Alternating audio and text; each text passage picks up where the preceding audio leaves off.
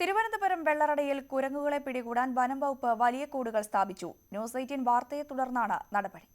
കുരങ്ങുകൾ പ്രവേശിക്കാത്ത ചെറിയ കൂടുകളിൽ കോഴി കയറി തീറ്റയെടുത്തെന്ന വാർത്തയെ തുടർന്നാണ് വനം വകുപ്പ് വലിയ കൂടുകൾ സ്ഥാപിച്ചത്. വാനരശല്യത്തെ തുടർന്ന് ആത്മഹത്യ ചെയ്ത പുഷ്പാബായിയുടെ വീടിന് സമീപം 2 കൂടുകളാണ് പുതുതായി വെച്ചത്.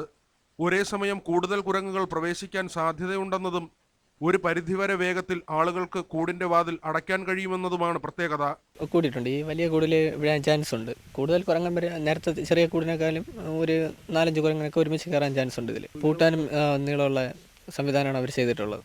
വനത്തിനുള്ളിൽ ഫലവൃക്ഷങ്ങൾ വെച്ചുപിടിപ്പിക്കുന്നത് മൃഗങ്ങൾ നാട്ടിലിറങ്ങുന്നത് വലിയ അളവിൽ തടയുമെന്ന വാദത്തെ സാധൂകരിക്കുന്നതാണ് കാർഷിക സർവകലാശാലയുടെ പ്രതികരണം. വനം വകുപ്പ് ആവശ്യപ്പെട്ടാൽ ആവശ്യത്തിന് തൈകൾ ലഭ്യമാക്കാൻ സർവകലാശാലയ്ക്ക് കഴിയും. മാവ്, പ്ലാവ്, പേര, സപ്പോട്ട, മാംഗോസ്റ്റീൻ ഇതെല്ലാം തന്നെ 3 മുതൽ 5 വർഷത്തിനുള്ളിൽ കായ്ച്ചു തുടങ്ങും.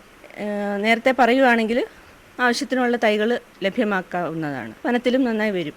സി വിനോദിനൊപ്പം വി വിനോദ്, ന്യൂസ് 18 തിരുവനന്തപുരം.